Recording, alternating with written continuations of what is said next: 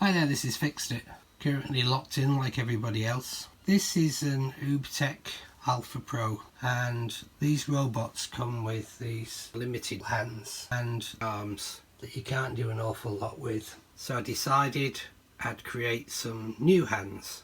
So I contacted Ubtech, the manufacturer, to see if they would let me have the CAD for the wrist and hand, and they came back with a definitive no. We don't do that. So in the classic Fixed It style, I decided I'd open my CAD systems and relearn how to do 3D CAD and make my own and 3D print them, and with the intention that I can attach any hand that I want. And this is a test just to see whether or not this Ubtech Alpha Pro can play the Glockenspiel. 10 points for anybody who guesses the tune.